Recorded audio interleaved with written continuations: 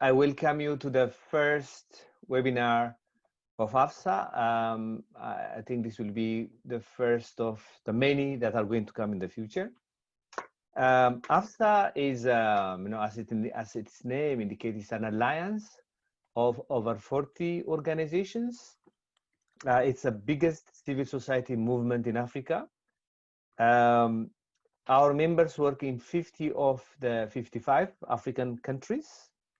We have farmers networks, fisher folks networks, pastoralists, indigenous peoples, faith-based institutions, and also women networks, youth networks, consumer networks, and also a number of indigenous civil society organizations.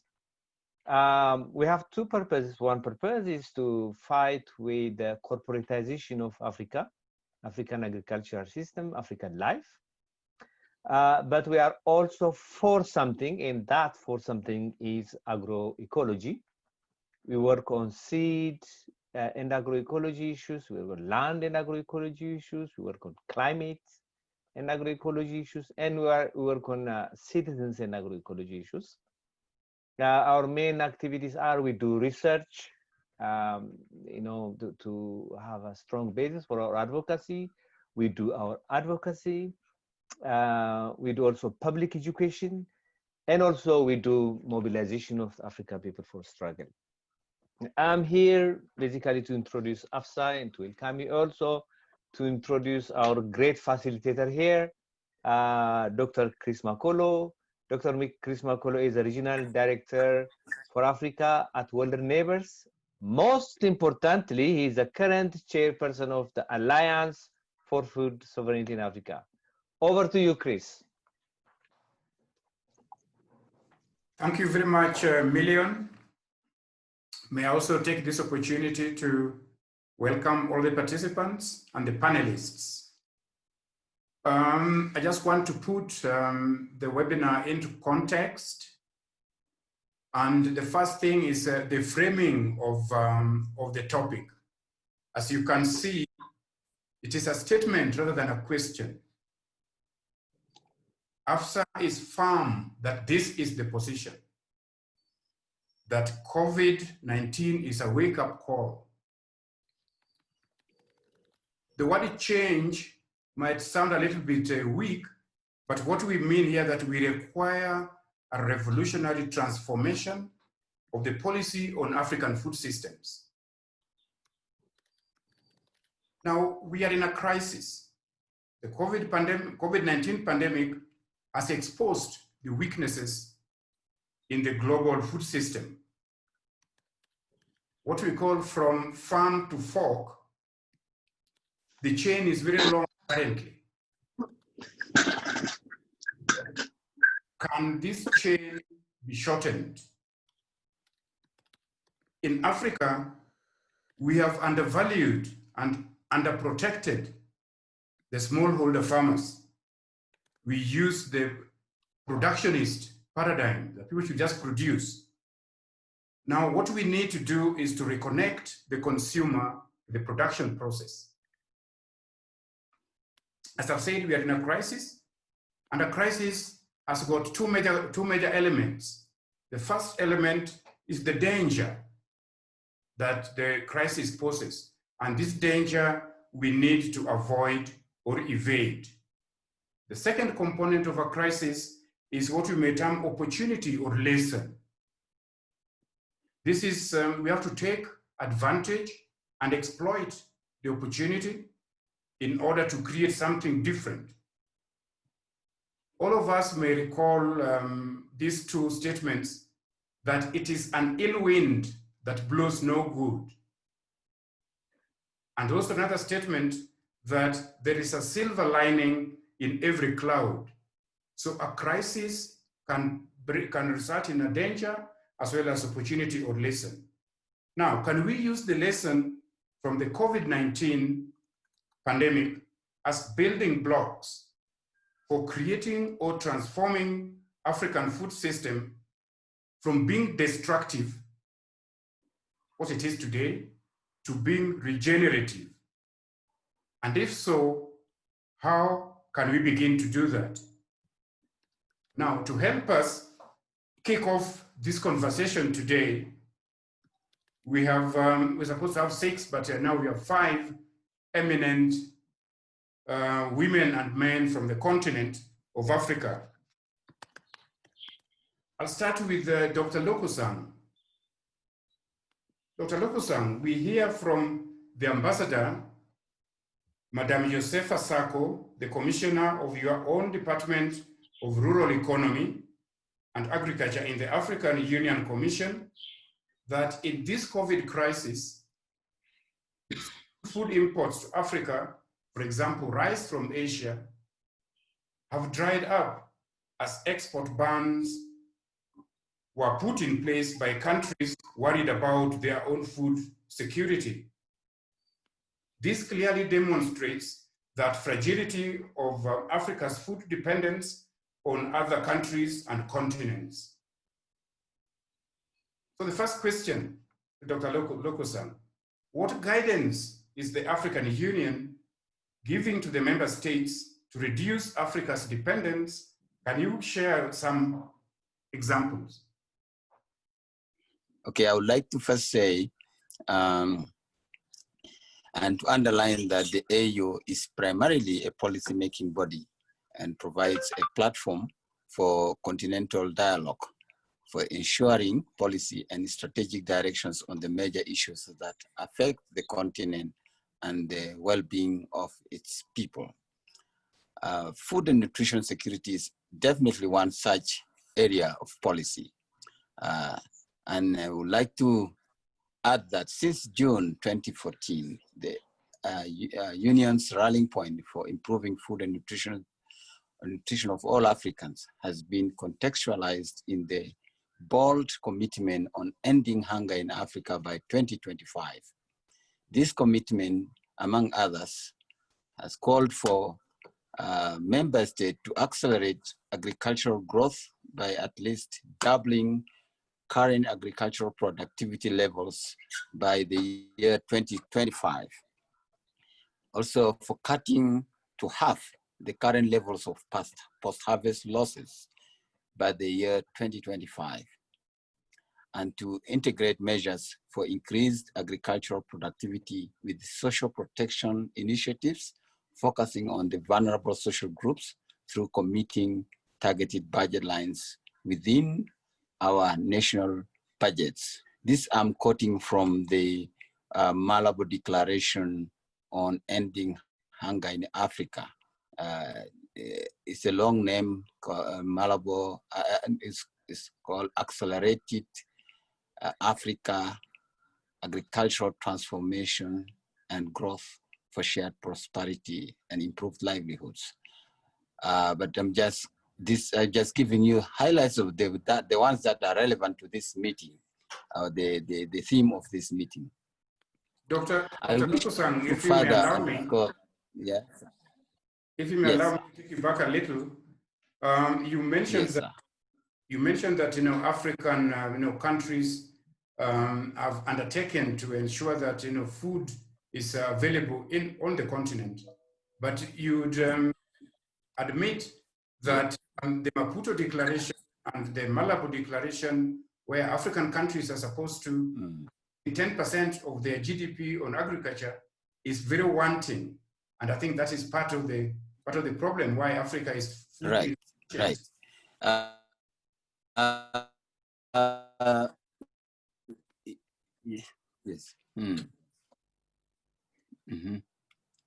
Yes, that's right. In fact, by the coming of the millennium, the break of the millennium, that concern has been there that Africa's food security is really on the precarious stages, and despite the fact that the continent is endowed with the abundant arable land, resources, including human resources, and the country has been facing a lot of food insecurity challenges, including famines, droughts, that are not mitigated, and lots of malnutrition cases and death, of course, from the many famine outbreaks across the continent. So the Maputo Declaration came in the wake of that and underscored the 10% government support to the budget, to agriculture, so that there is realized that the continent can realize the growth, or each member state can realize the growth of at least 6% in the agricultural sectors. And by that, the intention is that the sector leads in dragging the other sectors along, in pulling the other sectors along, that there is development of the rest of the sectors through the agricultural sector. So you're right in that aspect. Yes, sir. Dr. Lokusang, given that I think everybody would agree that the performance of African agricultural sector is below par, or right, is the AU seeing the COVID-19 pandemic as an opportunity for African countries to rethink agriculture and food systems? And if yes, yes. The answer is yes, right? Yeah, the answer is yes. It is an opportunity, and I would like to underscore that as I'm talking, we are in the middle of implementing a declaration of the 16th of April this year. After it came, the meeting was urgently called into effect by the AU and its main partner in agricultural development, that's the Food and Agriculture Organization of the United Nations. They convened the meeting under the umbrella, under the auspices of one of the policy organs of the African Union, known as the Specialized Technical Committee on Agriculture, Rural Development, Water and Environment, which convenes twice every year. So an emergency meeting of the ministers, all the ministers of agriculture, was convened, attended by 45 ministers, and they came up with a bold declaration that is in response to the COVID-19 pandemic. And I'm glad to say that this declaration speaks very, very intimately to the theme of this meeting, of this webinar, which is food systems. It's actually called Declaration on Food Security and Nutrition during the COVID-19 pandemic. And it has mentioned food systems 3 times. It has talked of food systems 3 times. One of it is African agriculture.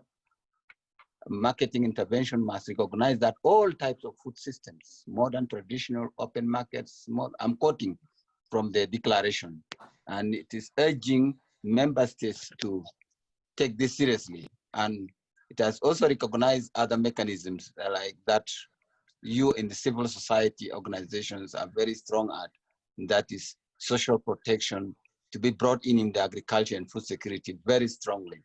And it has recommended a number of actions to be undertaken.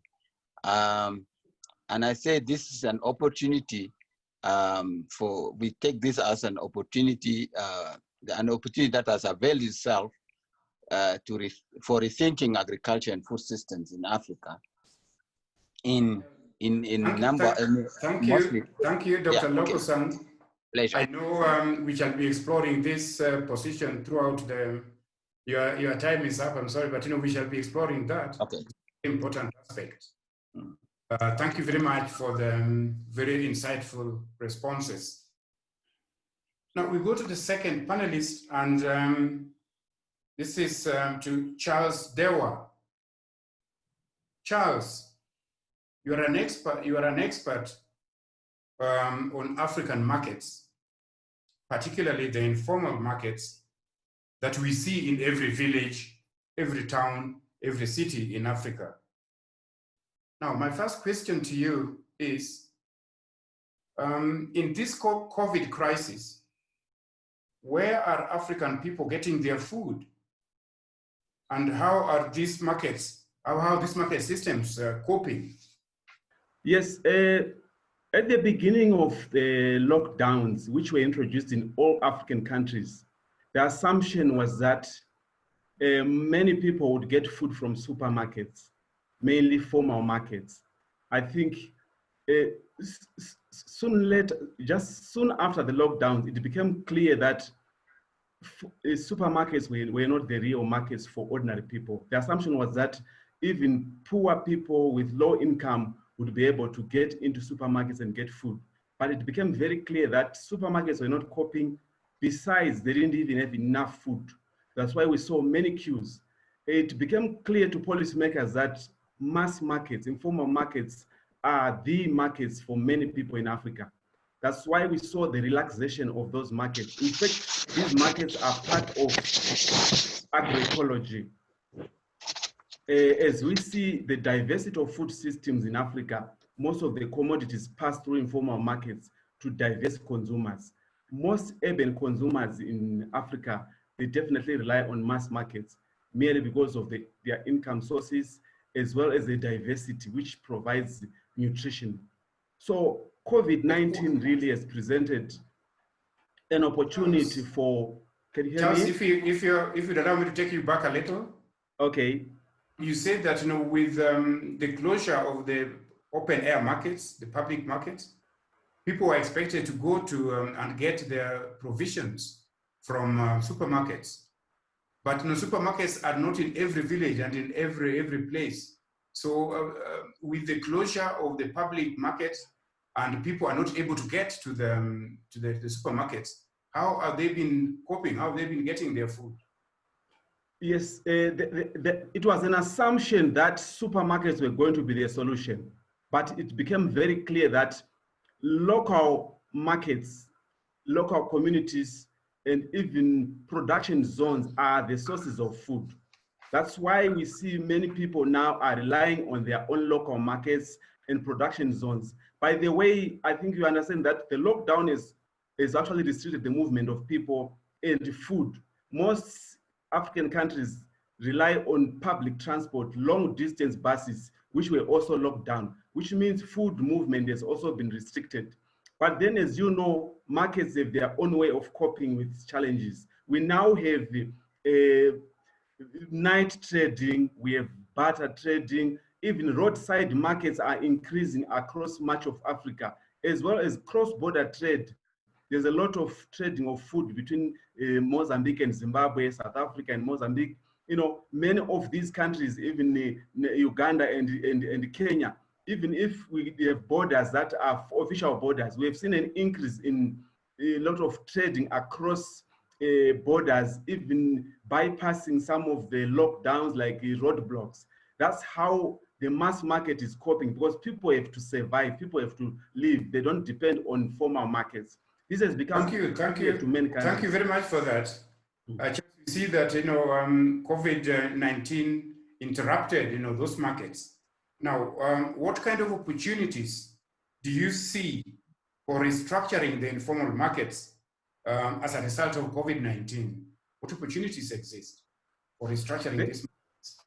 Yes, there are opportunities for social investments. One of the biggest challenges for these markets is poor infrastructure and lack of clear value chain systems, so that we can track the movement of food from rural areas to urban areas, or from production zones to markets. So there is an opportunity to organize ourselves using ICTs and putting together mechanisms really of tracking food, as well as empowering producers to aggregate at source.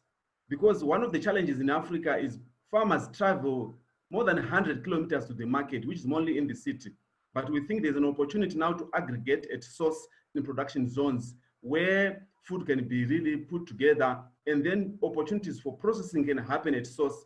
Unlike seeing many commodities moving, at the moment we have food moving from even lower volumes of commodities move to distant markets, and that's very uneconomic. So there are opportunities really for value addition, and this is where we think agroecology has a bigger role. We have more food systems in Africa than just maize and some of the imported commodities that we see. So there's an opportunity really to focus on our food systems and develop them at local levels. Okay, thank you very much. What do you see what is needed to protect people involved in informal markets from future pandemics? What should be done to protect them from future pandemics? Yeah, I think if future pandemics are going to be the nature of COVID-19, one of the biggest issues to do with healthy, most mass markets in Africa have not been properly supported in terms of health. There are no sanitary, water is not available, infrastructure is poor even during rainy seasons. So maybe what needed is to invest in infrastructure so that we have even development partners. We have been concentrating so much on production to move to markets. So we have an idea to say, let's focus on the supply chain and develop the entire value chain, investing, the fiscal should have serious budgets for markets so that we really protect farmers and even traders and as well as consumers. Health, food safety is a bigger issue that we need to grapple with as a continent. Thank you very much. Thank you very much, Charles. Josephine, the ProPack platform that you work for brings together farmer organizations across 10 countries in Africa, in Central Africa, and you personally champion advocacy for the rights of women and youth. Now, my first question to you is, how are women in Central Africa uniquely challenged by COVID-19? Bonjour à tous les conférenciers, bonjour à tous les participants à ce webinaire. C'est vraiment un honneur pour moi de partager avec vous l'expérience que nous avons en Afrique centrale concernant cette pandémie de COVID-19. Concernant cette question, notamment pour ce qui concerne les femmes, je pense que cette pandémie a révélé, si le besoin était encore, la vulnérabilité de la femme et notamment de la femme rurale, parce qu'on s'est rendu compte que parmi les mesures notamment à mettre en œuvre qui concernent les mesures d'hygiène et de salubrité, que les femmes avaient vraiment du mal à les respecter du fait même de l'environnement structurel qui est là. Par exemple, les questions de l'eau, l'accès à l'eau étant très difficile. Il faut se laver les mains, par exemple. C'est très difficile de pouvoir respecter ces mesures-là dans un environnement très appauvri. Pour ce qui concerne les femmes rurales, par exemple, ça a été très difficile de s'adapter, notamment aussi pour ce qui concerne le transport des aliments, de faire venir la production des villages vers les villes, parce que dans un grand nombre de pays, il y a eu notamment la question de la limitation du nombre de personnes dans les transports publics. Et à ce moment-là, il y a eu augmentation du prix de transport, et pour les femmes rurales avec un revenu très limité, ça a vraiment été des moments très difficiles. On a actuellement encore des femmes qui ont de la production dans les champs parce qu'elles n'ont pas suffisamment de moyens pour l'acheminer au vu de l'augmentation du prix des transports et aussi des mesures qui demandent parfois un minimum de disponibilité en termes de ressources. Il faut mettre le masque, il faut avoir le nombre de masques suffisant pour une journée, et l'achat du masque, bien que dans certains pays, on ait adapté les masques localement. Et là, je ne vais pas aborder la question de la conformité des masques. Mais, Okay. I think it is coming very clear that women have got very special challenges with regard to COVID-19. I think it's across Africa, but she was giving example from Central.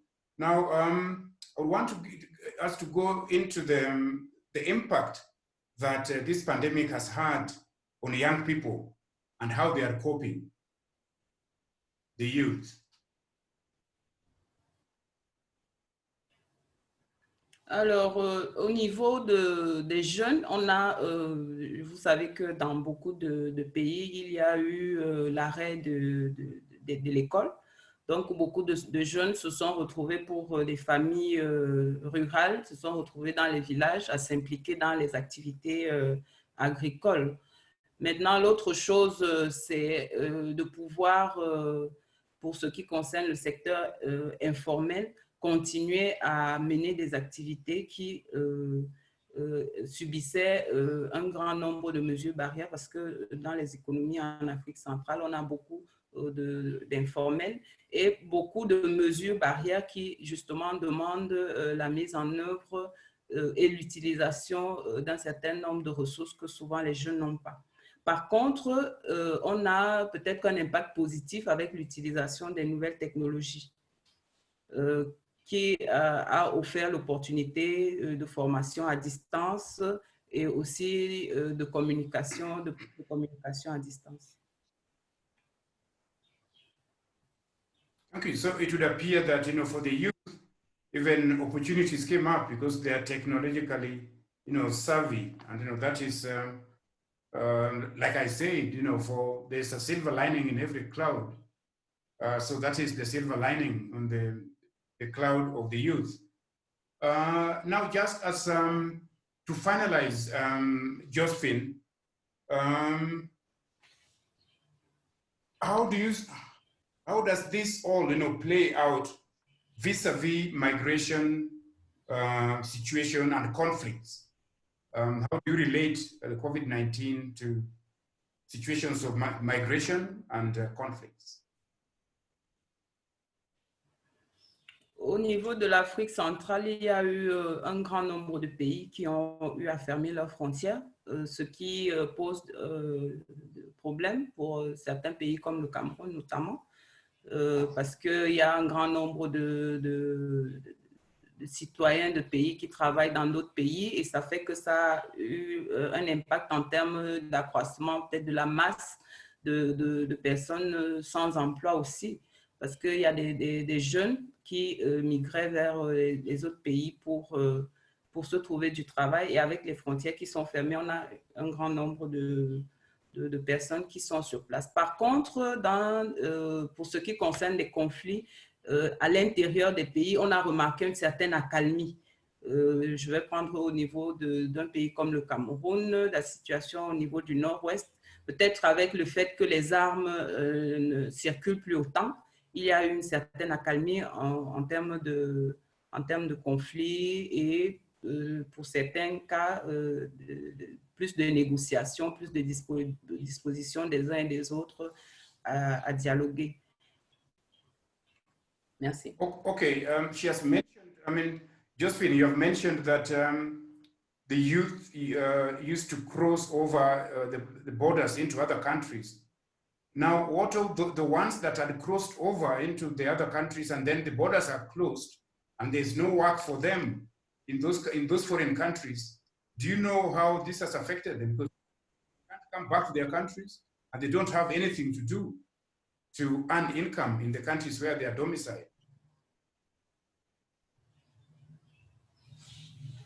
Oui, on peut dire globalement que le COVID a augmenté le niveau de pauvreté parce que le niveau de revenu étant plus bas et avec la non-activité, autant de ceux qui ne vont pas à l'école que de ceux qui étaient déjà sans emploi, on a une augmentation de la masse de jeunes qui se retrouvent dans la rue à pratiquer des activités qui peuvent être des activités de délinquance. Et justement, c'est une masse qui demande plus d'encadrement et qui, du point de vue de la sécurité, de la souveraineté alimentaire et de l'agroécologie, pourrait servir au niveau de la production des aliments. Thank you very much. Merci beaucoup, Madame Atangana. Then let me go to Omar Aziki. Omar, you're based in the Regional Secretariat of the North African Network for Food Sovereignty, and you are a trade union activist in the agricultural sector. The first question, I think Omar is going to respond in French, just like Josephine did, so there will be translation. What is the situation in North Africa? How is COVID-19 manifesting itself out there? D'accord. Salut à tout le monde.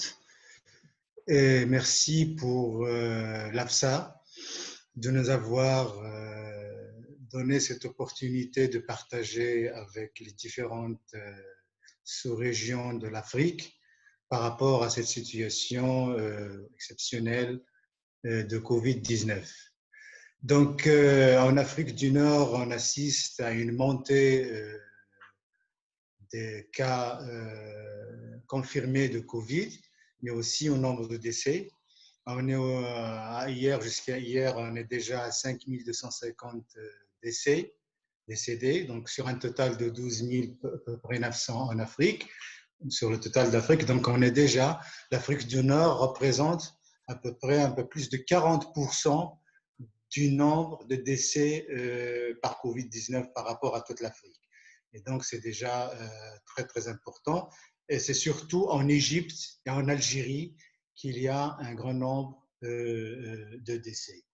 Et donc, bien sûr, le nombre aussi des cas confirmés ne cesse d'augmenter et il y a de temps à autre des foyers de contamination, surtout au niveau des unités de production. Et donc, aussi, il y a comment dirais-je, on assiste maintenant à un déconfinement dans la majorité des pays. Un déconfinement qui a été commencé déjà en Tunisie et en Égypte par l'ouverture des frontières. Au Maroc, l'état d'exception sanitaire a été prolongé jusqu'au 10 août. Et donc là, on est vraiment dans une situation de précaution et de confinement, déconfinement, reconfinement. Et donc, c'est très compliqué un peu la situation au niveau de la situation de Covid en Afrique du Nord. Donc, par rapport aussi aux mesures qui sont mises en place par les différents gouvernements et régimes, c'est plutôt essayer de faire une relance économique. Donc, bien sûr, ceux qui sont attaqués par le Covid, c'est surtout les classes populaires, les salariés, surtout les salariés et les petits producteurs et les paysans qui sont au-devant, qui assurent maintenant la production, devant justement comment dirais-je, les entreprises. I think we might want to find out from Omar, because North Africa is very close, is within the Mediterranean, very close to Europe. And a lot of people always cross over. And given the situation in Italy, which is very close to North Africa, do you think that being close to Italy or to the countries and Spain is one of the factors that has resulted in the number of deaths, the number of infections in the North African countries? On pourrait avancer plusieurs explications et d'ailleurs au départ c'était les premiers cas confirmés, c'était surtout des gens qui sont arrivés des voyages de l'extérieur, que ce soit de l'Europe ou ailleurs. Donc comme la zone de nord-africain justement est à proximité de l'Europe, donc il y a des échanges très intense entre la rive sud de la Méditerranée et la rive nord. Et donc, c'est certainement lié aussi à ces échanges. Voilà. How do you see this pandemic as a call to action for to advocate, since you're an activist, to advocate for food system transformation, for example, with respect to livestock industrialization in Northern Africa? Oui, c'est le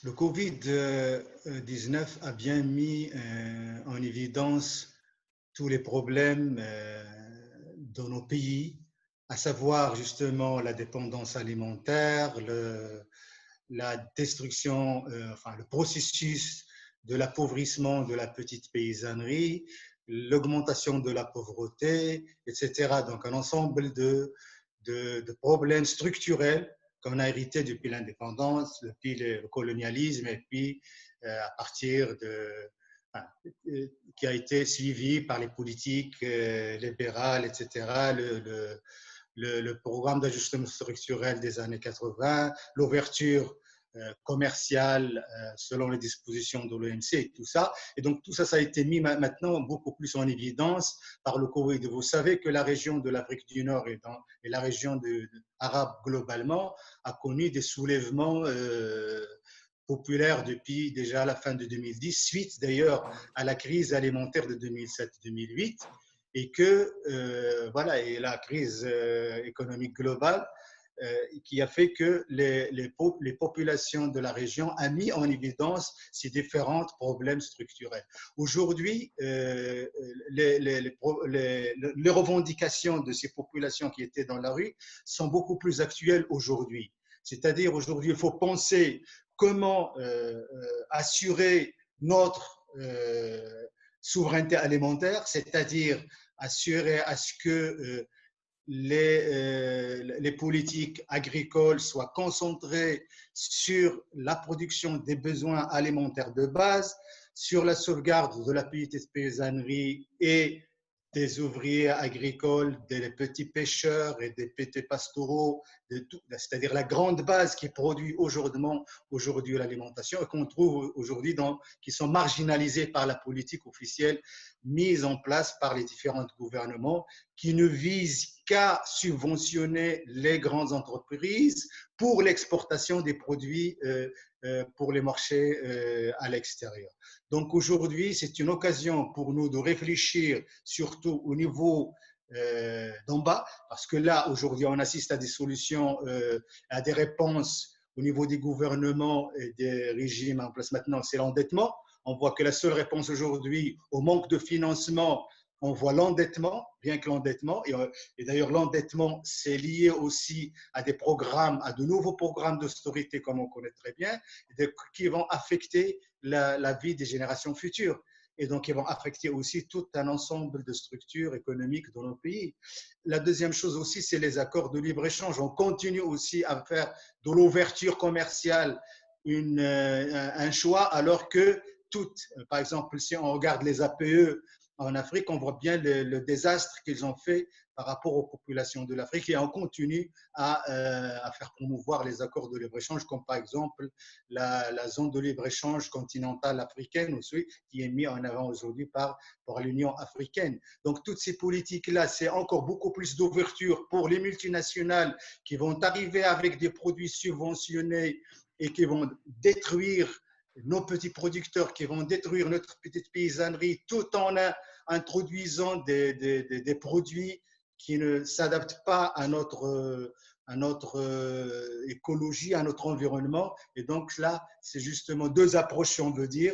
L'approche officielle aujourd'hui qui continue à nier tout ça et l'approche des mouvements sociaux, l'approche des populations qui veulent mettre un fin à tout ça. Thank you very much, Omar. It appears, and it's quite evident that a lot of changes are taking place, and they are not for the benefit of the common man. Therefore, there's a need for some kind of transformation. Now, that brings us to the end of the direct questions to the panelists, and then we go to the general, questions that I can put to any of them.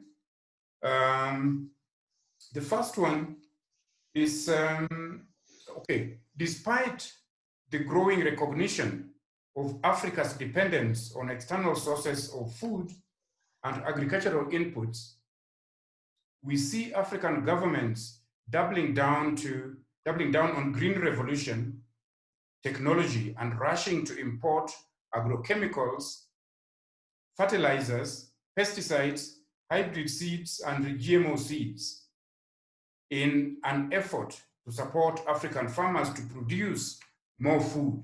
In fact, the emphasis is on production rather than what kind of food is being produced. Now, in this scenario, we find that Africans continue to go hungry, while agrochemical companies are thriving and smiling all the way to the bank. Now, the question I would put to Mr. Dewa, where do we see the role of industrial food system in the COVID crisis? The connection between industrial way of producing food currently in Africa and the COVID crisis? I think there are opportunities for developing local seed systems. And we need mechanisms for directing resources to our needs. I think Africa has had a lot of development partners investing a lot of resources.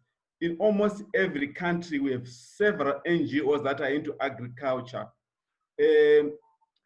I see that as an opportunity if they are given a framework within which to work and say, look, you are going to support local seed systems.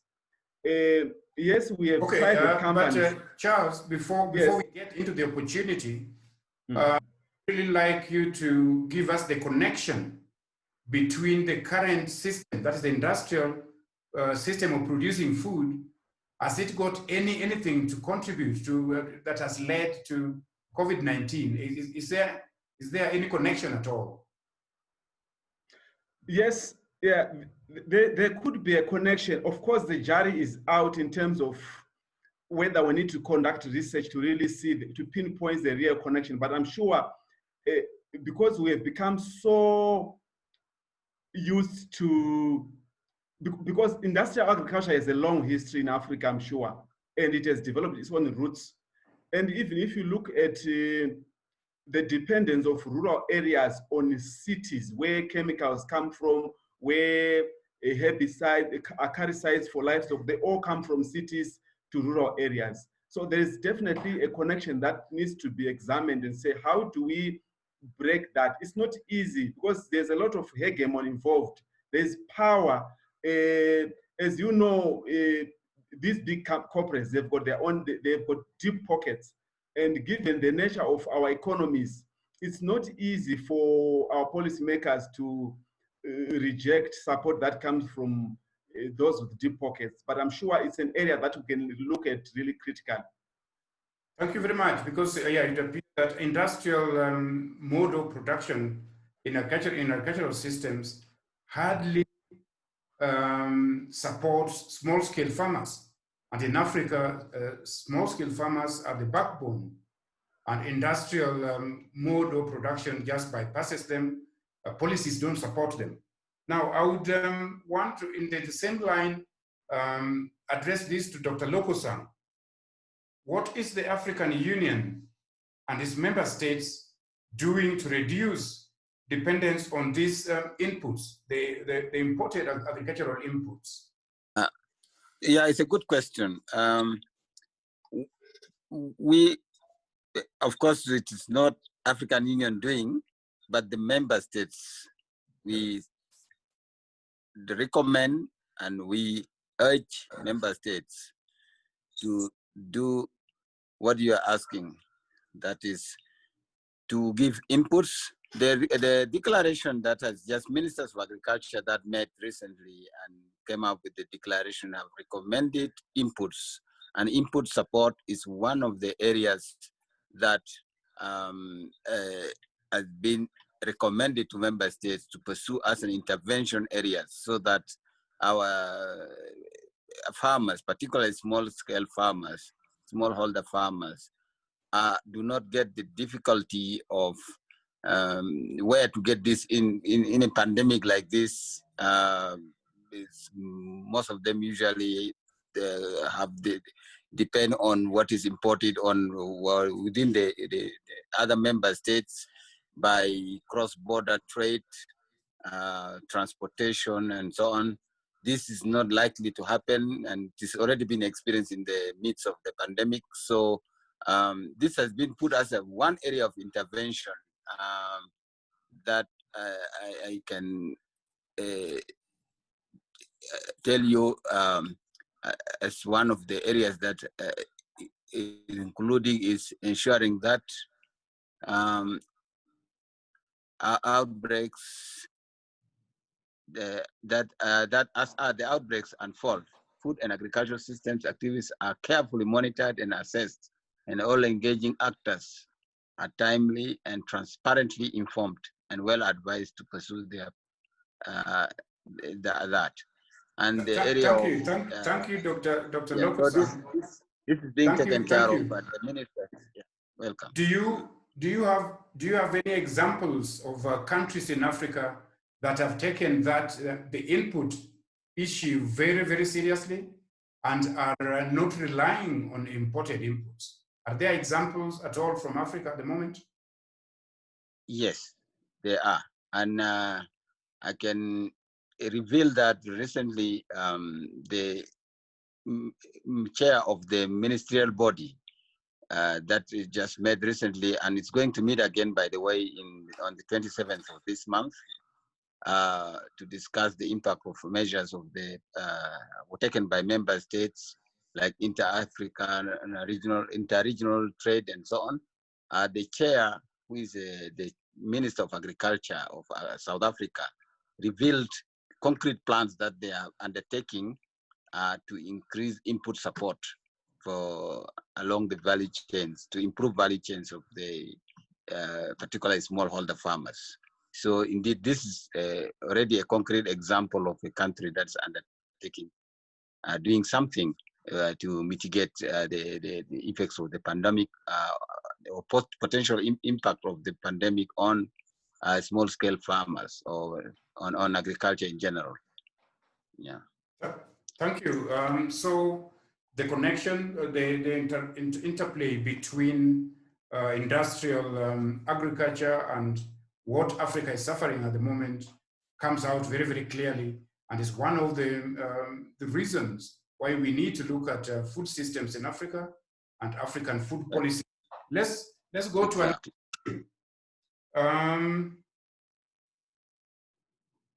Though we may not know the whole truth, but it is becoming clearer now that the source of COVID and similar epidemics of human illnesses are strongly linked to activities of the industrial food system, where you find that there is large monocropping, there is land grabs, and large tracts of land are cleared for monocropping.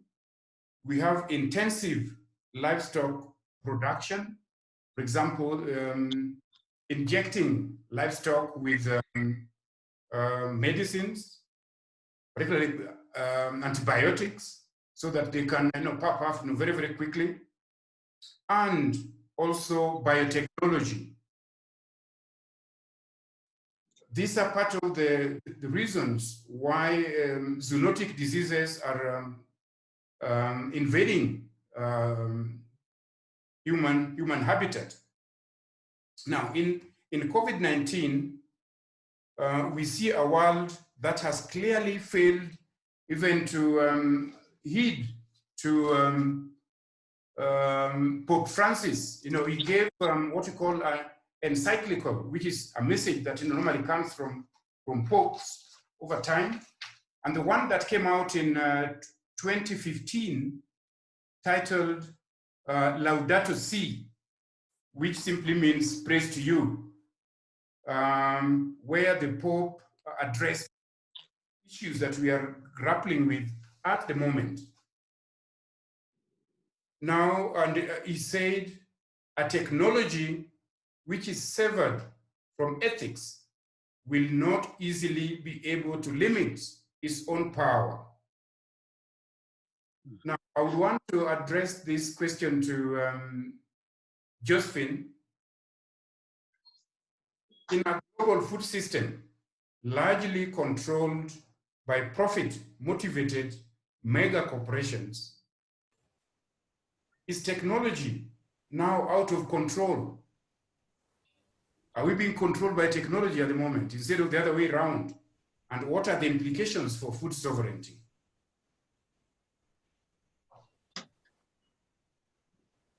Je n'ai pas bien su. Est-ce que nous sommes contrôlés par la technologie ou c'est nous qui contrôlons la technologie? Est-ce que c'est ça la question?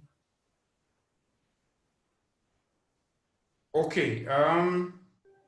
We know that now agricultural system is controlled mainly by mega corporations.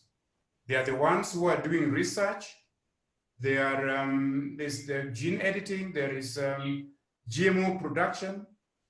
Cows are being injected with antibiotics, and chicken and goats. So is technology taking over the lives of people instead of us being in control? And what is the implications of that technology which is allowed to run riot? What are the implications of that on food sovereignty?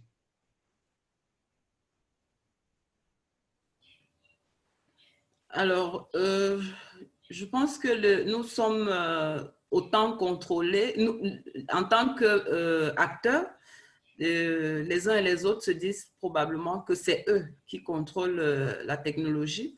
Mais lorsqu'on regarde les effets de la production ordinaire à l'heure actuelle sur la santé, on a plutôt l'impression et on se rend compte que du point de vue des conséquences et de l'impact de la chimie sur la santé, que nous sommes plus contrôlés par cette technologie-là. Mais le point de départ, c'est que ce sont les industries qui, contrôlées par des êtres humains, qui ont cette volonté-là de faire valoir leur propre volonté, plus pour des questions de productivité, parce que c'est plus pour des questions de productivité, de rentabilité, qu'on développe un grand nombre de solutions et un grand nombre de résultats de la recherche sont plus basés sur des besoins financiers et économiques et non pas sur les besoins qui sont des besoins d'ordre éthique et aussi des besoins d'ordre culturel et d'ordre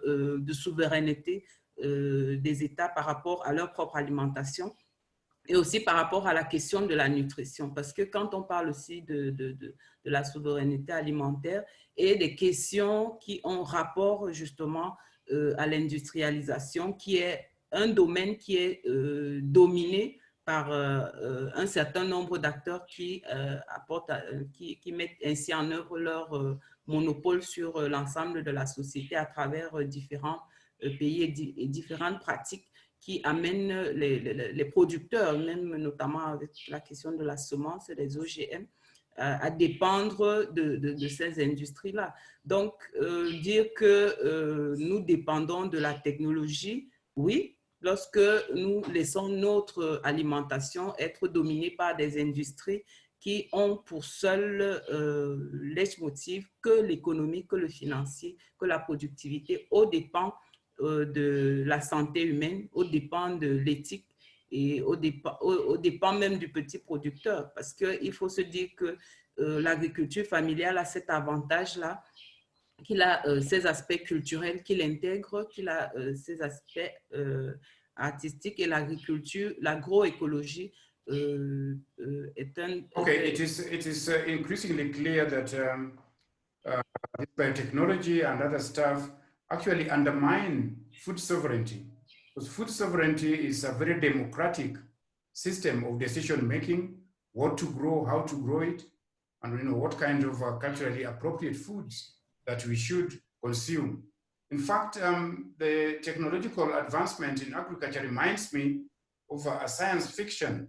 It was turned into a movie when I was young. I was in my teens, called the Frankenstein Monster. I'm sure some of you saw the movie, where a physicist made in his laboratory a monster, and then the monster escaped. He wasn't able to control it and caused havoc in the whole city. I think this is what is waiting for us if we don't find ways of stopping unnecessary genetic modification of natural organisms. Thank you. Let's go to the final general one before we take some questions from the floor. This is in AFSA, we are clear that African agriculture has the huge potential to feed its people, to lift those in need out of poverty, and to improve the environment and ensure that people have healthy, nutritious, and culturally appropriate food. This can be done. Can be done by transitioning to agroecology, which we see as the sustainable future of farming in Africa. Even the former FAO Director General, Jose Graziano da Silva, said, and I quote, "The future of agriculture is not input intensive, but knowledge intensive. We need the integrated approach that agroecology can offer." For us in AFSA, food sovereignty movement is clearly the right time to transition to agroecology. This is the time to transition. Now, I want to address this question to Dr. Lokosan. With respect to transitioning to agroecology, what is the African Union currently doing to support transition to more sustainable food systems? I've just responded by texting to one of the participants who asked a similar question on what African Union is doing with regards to addressing the pandemic in certain strategic areas. And I must underline that actually this is one of the what we call intermediate term action areas in the action plan that is for that my department, the Department of Rural Economy and Agriculture, has put in place to address the pandemic. We have put in place a set of actions by strategic areas, including post-harvest loss, what you are mentioning, organic agriculture, food systems, and so on. For the immediate term, that is short term, the pandemic period, and the post-pandemic period, what we call intermediate term. So there are actions. I don't have the work plan in front of me. I would have read it out to you, but there are actions, definitely. Thanks. But you see, we are talking about transition to agroecology. And you say you have certain policies, you have certain programs, but do you follow up and find that African countries, when you do your monitoring, that African countries are actually implementing some of your suggestions? Yes, there is a work in progress. There is an action group. I'm not part of it because I tend to be more in the food and nutrition security side of things. But there is a team of colleagues who are working with other partners on the continent in the agroecology area and food systems, as well as African food system, seeds, African seeds, and organic agriculture and all this. There is. In fact, there is a division of the department that caters for agroecology matters and developments and strategies that are being put in place for this transition that you're talking about. Yeah. Thank you. We have got only 15 minutes to go.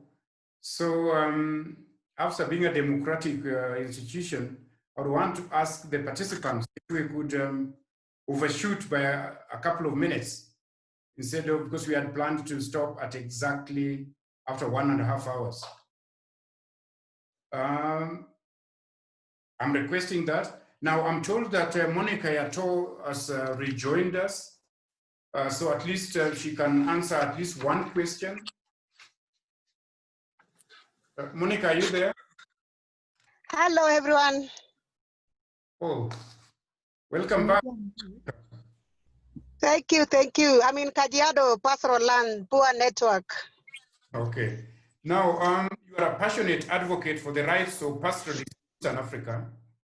Yes. Indigenous livestock keepers like the Maasai, where you are now, Yes. and the Karamojong of Uganda, and Yes. also pastoralist women's land rights. Now, can you briefly tell us what the impact is of the current crisis on pastoralists and their livestock? Because of COVID, there's so many issues, starting with conflicts, especially now that pastoralists are restricted to move from boundaries, especially where there is a communal grazing. Again, we have an issue of habitat conversion, where government is pushing out pastoralists to conserve and to put wildlife. So we are wondering why is government pushing out pastoralists, yet pastoralism is a livelihood. People are depending solely on pastoralists. Another impact now, we are seeing competition of the rangelands is intense. We have wildlife, we have livestock, and also we have an issue of pest diseases. We have a lot of influx of diseases, especially and untreatable in Turkana, where we lost a lot of camels. So you see, we don't have intense or veterinary services in those counties because of infrastructure. The place is so far. So pastoralists have to go to towns to buy medicine for their livestock. Another issue we are seeing again is we have a new conservation model that is being introduced in rangeland, and we are wondering why are they introducing this conversion? And we have pastoralists, so that means the land tenure is not secure for pastoralists. Most of these lands are communal. Pastoralists don't have titles to own those lands. So we are seeing a lot of pressure, private investors coming in. We are seeing a government coming in. We have pastoralists who are to depend on this pasture. Another issue we are seeing is during this COVID, we have a lot of conflicts, especially gender-based violence among the pastoralist community. You realize that pastoralist community is a patriarchy, and the most decision makers are men. So women are so vulnerable to gender-based violence in these counties. Another issue that women is going through is that there is a lot of inequality among the pastoralist community. A man owns all the livestock, all the goats, all the camels, all the sheep. So a woman is vulnerable. So most of them have resorted to bead making. Others have even gone to town to look for manual jobs. So you see, women are still marginalized in these communities, and there are no policies that are protecting these women. So those are the issues that we are facing. Thank you very much. Thank you very much. Now, given that array of challenges, what needs, in your opinion, what needs to be done to increase pastoralist resilience to future pandemics?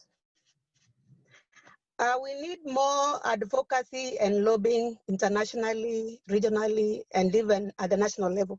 We need a policy, a standalone policy that protects pastoralism. A case of Ghana, where they have, not even Ghana, Senegal, they have a standalone ministry of livestock production. We need a ministry that will take care of pastoral needs, pastoral issues, and also we need protection in our land tenure system, and also recognition that pastoralism is a livelihood. Thank you. Thank you very much. Finally, for you, since you dropped out earlier on, how is COVID-19 impacting on the tension between pastoralists and farmers? Because this is very, very critical to food system analysis as well. Has COVID-19 in that conflict between farmers and pastoralists? COVID-19 has exacerbated so much into pastoralist livelihood because we have conflicts now in Tana River between farmer pastoralists and also we have the agro-pastoralists. Those pure adders who move in from Garissa to Kitui to Grace. So we had an issue, and the farmers and the pastoral farmers were even got their camels killed in Kitui.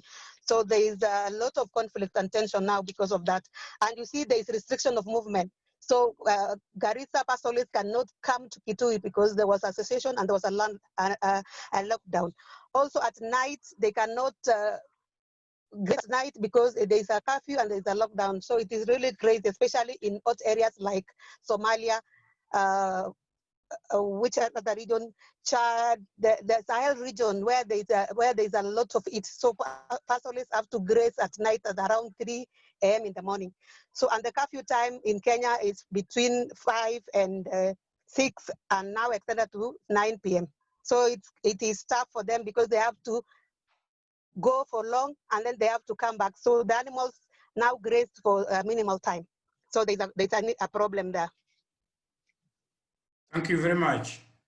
Now I would want to get to the technical team. If there are questions that came from the floor that the panelists could respond to.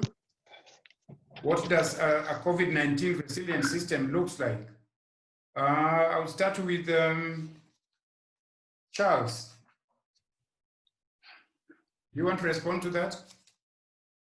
Yeah, I think a resilient system to me is the one that is homegrown, is the one that people can really work with. If we continue depending on other people or maybe outsiders, it's not resilience to me. So I think a resilient food system to me is one that is grounded in local homegrown solutions. Thank you. Omar, do you have anything to add? What is your perception or of a resilient food system?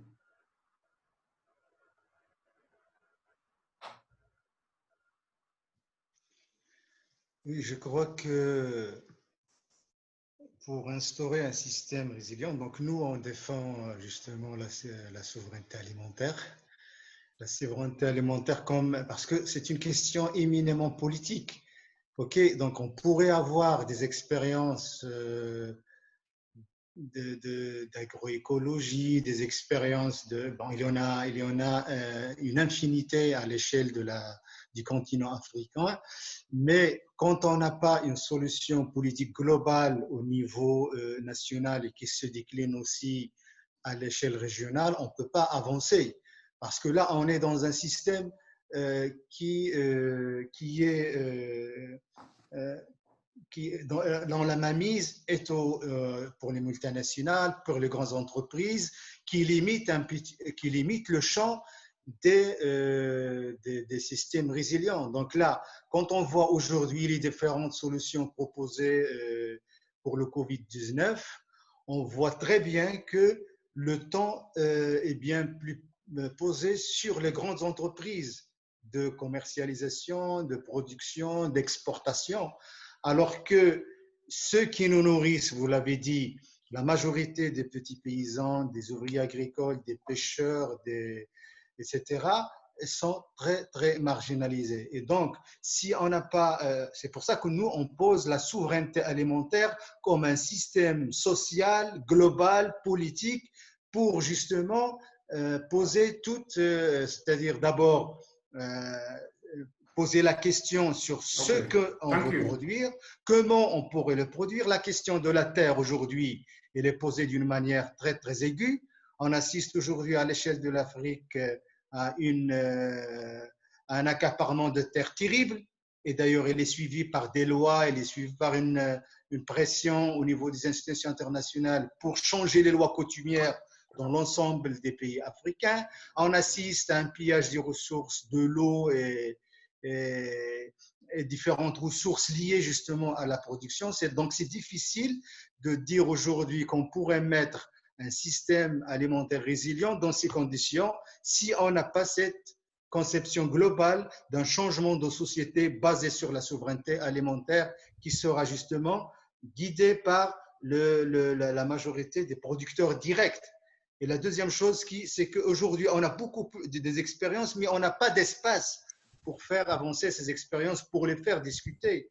Donc, la question aussi de la démocratie se pose d'une manière très aiguë aujourd'hui par rapport à comment les gens peuvent exprimer leurs aspirations à ces nouveaux mots. Donc, il y a un génie populaire qui existe aujourd'hui dans l'ensemble des pays africains, mais qui n'est pas mis en évidence. Thank you very much for that elaborate addition, Omar.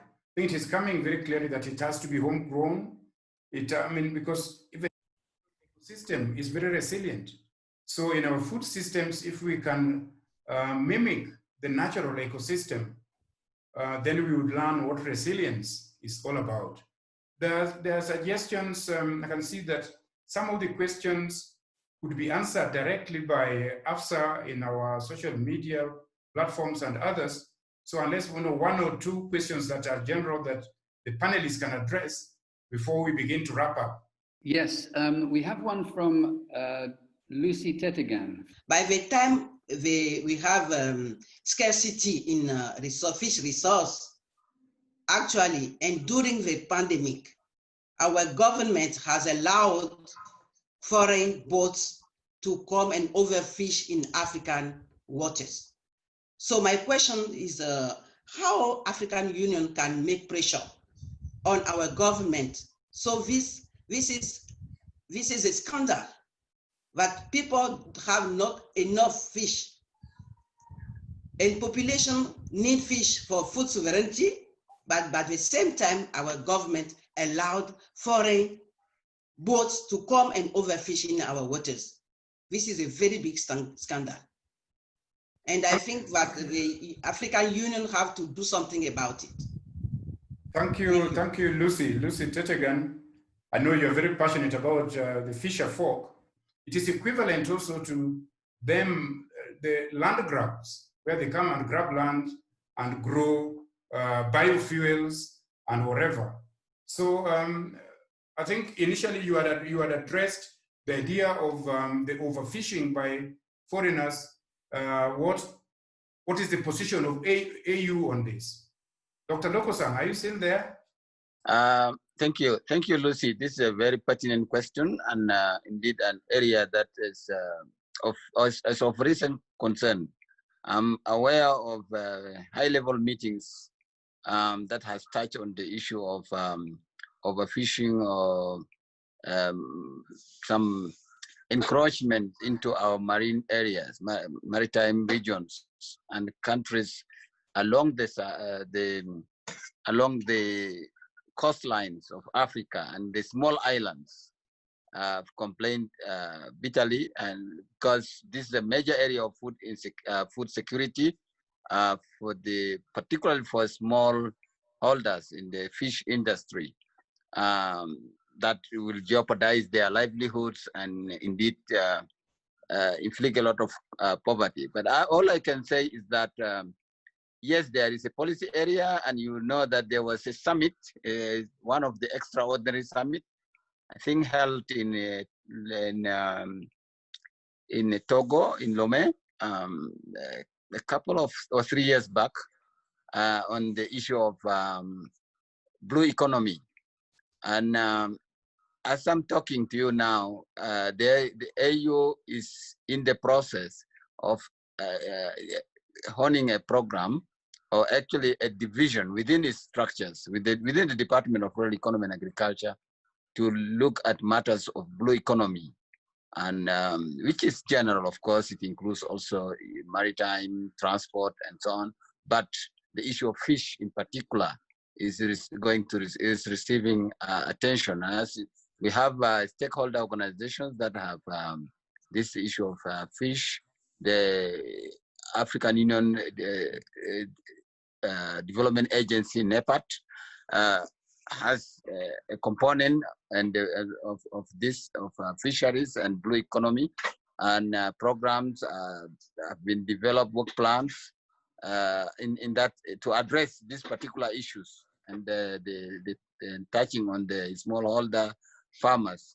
And it has also been emphasized. I'm just looking at the declaration of the ministers of recent that I talked of earlier, saying ensuring that livestock farmers, including pastoralists and fish farmers, have access to corresponding inputs such as animal feeds and access to pasture, as well as quality fish inputs to support the aquaculture industry.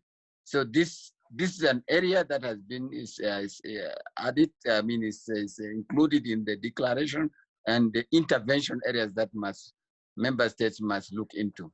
So it is one of the things where we are going to report also on every bi-monthly basis to the body of ministers of agriculture in their meetings. So it's an intervention area that has been outlined, Lucy, I can assure you. Yeah, I think, this... Lucy, probably the thing may not be exhaustively discussed, but I know how passionate you are about fisher pork. But I think what we would, the message that should go to AU, but this is a kind of a political arm of AU, is that there are very, very good policies that are gathering dust on their shelves. By the time they implement that, all the fisheries in Africa would have been grabbed, and we shall be having no fishes left. So I think it is something that needs to be done with a matter of urgency. I think we need now to be going towards the wrap up. Michael, is that okay? I don't think some of the questions can be, like I said, answered directly from within the AFSA online platforms. We have a polling function. I just wonder whether people can respond to this poll. So it's a very simple question. Is it time to transition to agroecology? So this will enable us to have a view whether the audience for this webinar thinks it is time to transition. So I'm going to launch that poll now. I think, so people have the ability to make their selection on screen to answer the question whether it is time to transition to agroecology. People we have 54, 55 votes in, 60 votes, 61 votes, 62 votes. I'm just going to, I think the decision is clear. I think let me end the poll and share the results. The results are fairly clear. 98% of you believe, yes, it is time to transition to agroecology. 2% are less sure. Thank you, Michael, and the participants for such quick poll, which means that we really have to transition to agroecology. Now, in the wrap up, each panelist, you just have 30 seconds, yeah, to tell us, what takeaway message you want the participants to go with. So I'll begin with Dr. Loko-san, 30 seconds. What is the takeaway message from you to the participants? Yes, thank you. So my message is that it's time now that the civil society, and I'm happy that AFSA is really leading that very well, is coming into this technical area of food security and nutrition, the agro-food system, which is an issue receiving attention, and that we need to take this as an opportunity to work closely together as a policy-making organization plus implementing organizations, the frontline organizations that are the civil society organizations. So I'm happy to be here and to have been with you and to listen to everything, and I've learned a lot also. Thank you. Thank you. So you see there's space for civil society organizations to work with AU. Then we go to Monica Yato, 30 seconds. What is your takeaway message? My takeaway message to all of you is let's lobby for sustainable pastoralism in Africa, and let's all support this rangeland and land tenure system protection, because it is being taken away by investors. Lastly, is to urge fellow Kenyans to support the livestock bill, and we lobby for a standalone ministry of livestock production. Thank you. Thank you. Passionate about pastoralism. Charles Dewa, what's your takeaway message? 30 seconds. Thank you. My message is, let's not forget markets. Our own African markets are part of agroecology. Let's work hard on markets. Let's not concentrate on production only and ignore market, the demand side, which also covers post-harvest issues, which were mentioned by Lucy. Thank you very much. Omar, your takeaway message? Donc, il faut compter sur nos coordinations dans les différentes sous-régions africaines pour mettre en avant la perspective, l'alternative de la souveraineté alimentaire basée sur les choix de nos populations et essayer de couper avec les dictats libéraux des institutions financières internationales et aussi essayer avoir et aussi de l'endettement et avoir notre souveraineté populaire.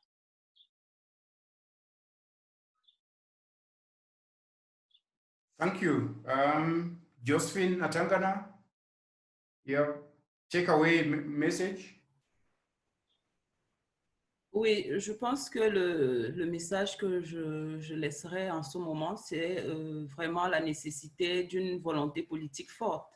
Une volonté politique forte afin qu'une approche plus inclusive permette que l'agroécologie démontre à suffisance à tous ce qui est déjà qui est apparu durant cette crise du Covid, à savoir les avantages que l'agroécologie a apportés en termes de résilience. Parce que si l'Afrique a pu résister par rapport à d'autres continents, c'est aussi cette opportunité que nous avons eue d'avoir encore des petits producteurs qui travaillent sur des bases de respect de l'environnement. Et il faudrait donc que nous puissions mettre à l'échelle et valoriser cette production locale afin que la souveraineté alimentaire puisse servir à travers l'agroécologie. Et le respect aussi des droits des petits producteurs est très important. Merci. Thank you very much, Josephine. I will leave you with a quote, which is going to be my takeaway.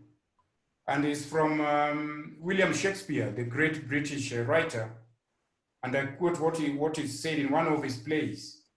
There is a tide in the affairs of men, which, taken at flood, leads to fortune. Omitted, all the voyage of their life is bound in shallows and miseries. What that means is that opportunities don't knock twice. COVID-19 has provided us with the opportunity to look into our food systems. So we must hold the bull by the horn, and the time is now.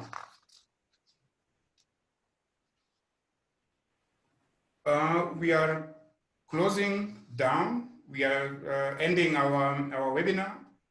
I would like to thank all the panelists for creating the time to come and share your views with AFSA members and our friends. Allow me also to thank the organizing committee that this is our inaugural webinar, so it had a lot of work, background work to be done. The technical team cannot be forgotten, as well as the translators and the interpreters. You have done a very, very commendable job, because in Africa, we have what we call the Anglophone Africa, the Francophone Africa, and the Lusophone Africa, and we were able to capture all that. But first and most importantly, I would want to thank the audience. We would have been talking to ourselves if you didn't come. We have been talking to ourselves for a long time.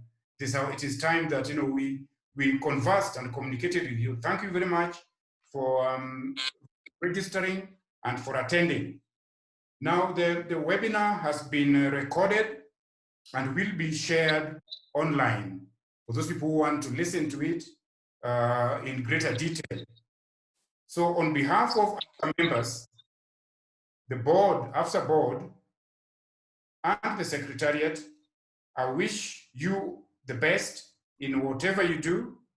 And please do remember that COVID-19 is real, and therefore keep safe.